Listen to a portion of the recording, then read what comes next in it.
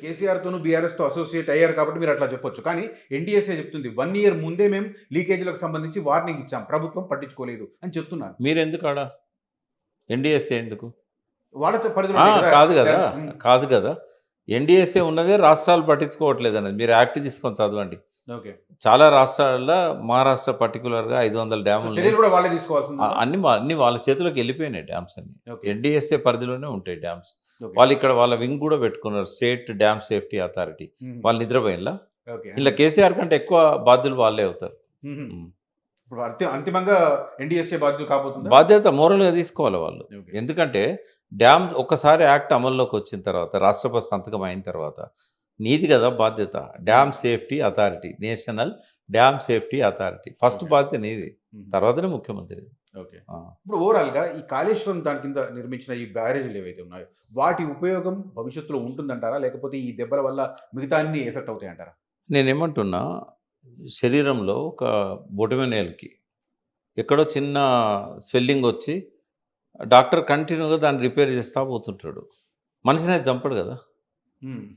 అంటే చిన్న బొటనవేలుకు మందు పెడితే తగ్గేదానికి, ఓకే. లేదా అవసరమైతే ఆంపిటేషన్, ఆ ఒక్క బొటనవేలు తీసేయాల్సి వస్తుందేమో, కానీ మొత్తం శరీరం అంతా పోదు కదా. ఓకే. సో ఇది 200 పైన ఉన్న పియర్స్‌లల్లా 3 పియర్లు, ఒక్క బ్లాకు 11 పియర్స్ ఉంటాయి. హ్మ్. అదొక్కటి రిపేర్ చేయడానికి అది పనికిరాదు అని చెప్పడం అనేది మూర్ఖత్వం. రెండవది, నాణ్యతా లోపం ఉంటే హ్మ్. దాని బ్యారేజ్ 5 ఏళ్ళు ఎడతట్టుకున్నది, 4 ఏళ్ళు ఎడతట్టుకున్నది. 4 ఏళ్లలో ఎంత వరదొచ్చింది తెలుసా? ఇప్పుడు ఆ కాళేశ్వరం ప్లేస్‌లో 500 సంవత్సరాలలో ఎన్నడూ రానంత వరదొచ్చింది. ఆ బ్యారేజ్ కట్టినప్పుడు ఏం చేస్తారంటే 500 ఇయర్స్ రికార్డ్ తీస్తారు. హ్మ్. బ్రిటిష్ వాళ్ళకంటే ముందు నుంచి ఉన్న రికార్డు. తీసినప్పుడు ఏందంటే 28 లక్షల క్యూసెక్కులు హైయెస్ట్ రికార్డ్ అది. హ్మ్. అయితే వీళ్ళేం చేశారు, అంత వరద వస్తుందో రాదో గానీ సేఫ్ సైడ్ అని చెప్పి 28,25,000 క్యూసెక్‌లకు ఓకే. బ్యారేజ్ నిర్మించారు. హుహు. వరద ఎంతొచ్చింది తెలుసా? 28,75,000 క్యూసెక్‌లు వచ్చింది. ఓకే. అంటే బ్యారేజ్ పైనుంచి నీళ్ళు పోయినాయి. అవును. అయినా కూడా ఏం కాలేదు బ్యారేజ్‌కి. హ్మ్. ఒకవేళ బ్యారేజ్‌లో లోపం ఉండుంటే, నాసిరకమే అయ్యుంటే, ఆ వరద కొట్టుకుపోయేది బ్యారేజ్. గోదావరి మహా ఉధృతంగా వచ్చే నది. భారతదేశంలో అత్యంత వేగంగా ఉధృతంగా వచ్చే నది గోదావరి మాత్రమే. ఆ! మరి ఇంకా ఎందుకు మిగిలింది? పోనీ సుందిల్లా, అన్నారం ఉన్నాయి. అవి ఏం డ్యామేజ్ అయినాయి అని చెప్పి అవి పనికిరావు అని అంటున్నారు. అందులో కేవలం సీపేజ్ వస్తున్నది. నేను ఇదివరకు కూడా చెప్పాను, మళ్ళీ చెప్తున్నా. మీరు కెమెరా తీసుకొని భారతదేశంలో ఏ డ్యామ్ కన్నా పోండి. కొత్తగా కట్టినవి పాతవి పోండి. సీపేజ్ లేని బ్యారేజ్ గానీ, డ్యామ్ గానీ ఏదన్నా ఒకటి పేరు ఉంటాయి. చెప్పమనండి. ఉంటాయి. అవి సహజం కదా. హ్మ్. వాటిని ఏం చేస్తానంటే మాగ్నిఫై చేసి భూతద్దంలో పెట్టి, ఓకే. అవేందంటే చిన్న బెంటోనైట్ మీరు చెప్పింది, అది పెడితే ఆగిపోద్ది ఆ సీపేజ్. అట్లా అన్నారంలో ప్రతి నెల పెడుతూనే ఉంటారు. హ్మ్. ఎక్కడైనా ఏ బ్యారేజ్‌లో అయినా అది రెగ్యులర్‌గా వాడేదది. ఓకే. రాఫ్ట్‌కును సీకెండ్ పైల్స్ మధ్యలో ఎక్కడ చిన్న చిన్న గ్యాప్స్ బబుల్లు వచ్చిన వస్తుంటాయి. తర్వాతన కన్‌స్ట్రక్షన్ టైమ్‌లోనే వాడలేదనేది ఇక్కడ కదా. కన్‌స్ట్రక్షన్ రాఫ్టుల టైమ్‌లో మధ్య వాడకపోతే, ఆ కెమికల్‌తో కన్‌స్ట్రక్షన్ టైమ్‌లో వాడకపోతే ఇన్ని రోజులు ఉండవు అవి.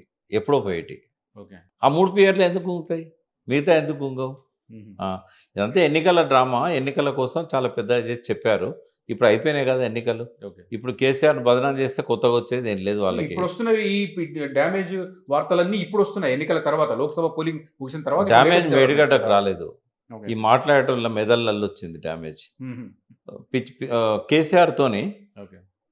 ఒక పిచ్చోడు అని లైవ్‌లో అనిపించుకున్న ఒక వ్యక్తి. ఆ వ్యక్తి ప్రెస్ క్లబ్‌లో పెద్ద మీటింగ్ పెడతాడు. దాని మేధావులంతా పోయి ఇష్టం వచ్చినట్టుగా మాట్లాడుతుంటారు. హుహు. దీన్ని నేను ఆగం బ్యాచ్ అంట. హుహు. ఈ బ్యాచ్ ఏదైతే ఉందో, మొన్న ఓకే. అక్కడ మాట్లాడిన వాళ్ళంతా హ్మ్. ఆగం బ్యాచ్ ఇది. హ్మ్. తెలంగాణలో ఆగం ఎక్కువ ఉంటది. ఎందుకంటే ప్యూర్‌లీ రైస్ తినే స్టేట్ మనది. ఓకే. ఈ రైస్‌తో ఏమైతదంటే చెప్తే ఇనండి. ఉప్పు, కారము ఇవన్నీ కూడా రైస్‌తో పాటు కర్రీస్‌లలో లోపలికి పోతాయి. ఈ లోపలికి పోయినంక వెంటనే గ్లూకోజ్‌లో కలిసేది ఏంటిది? రైస్. రైట్. ఆ! వేరే ఏది తిన్నా కూడా అంత ఫాస్ట్‌గా కలవదు. కాబట్టి అందులో ఉన్న సాల్టు, తర్వాత కారము ఇవన్నీ ఏం చేస్తాయంటే వెంటనే ఎమోషన్ తెప్పిస్తాయి. జర అందుకే తెలంగాణ అంటే ఏదైనా ప్రజలలో తెలవగానే ఒక్కసారి ఆగం బాగుంటది. హ్మ్. ఆవేశం బాగుంటది. హ్మ్. ఆగం అంటే ఆవేశం. రైట్. ఇక ఈ ఆవేశం ఎంత ఎమోషన్ ఉంటదంటే ఎదురుగుంటే వాడిని నరికేత్తామన్నంత ఉంటదన్నట్టు.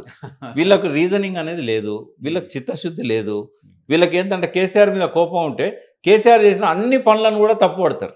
ఓకే. అసలు అందులో ఎవరికైనా ఇరిగేషన్ మీద నాలెడ్జ్ ఉందా? ఏం నాలెడ్జ్ ఉంది? వాళ్ళు ఏం చూసిండ్రు అక్కడ? అందులో మేడిగడ్డ పోయి చూసొచ్చినోళ్ళు ఎంతమంది ఉన్నారు?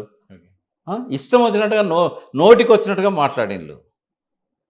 అంటే ఇటువంటి ఆగం బ్యాచ్‌లు తెలంగాణలో ఉన్నాయి గాబట్టే చాలా నష్టం జరిగింది. 1200 మంది యువకులు బలిదానాలకు గూడా ఈ ఎమోషనే కారణం. ఈ ఆవేశమే కారణం. ఇప్పటికైనా బుద్ధి తెచ్చుకొని ఆవేశాన్ని తగ్గించుకుంటే జాతికి మంచిది, తెలంగాణకు మంచిది, వాళ్ళ ఆరోగ్యాలకు ఇంకా మంచిది. ఓకే. వాళ్ళు ఎంత ఆవేశపడ్డా కేసీఆర్‌కి వచ్చే నష్టం ఏందండి? ఏమన్నా వస్తదా కేసీఆర్‌కి?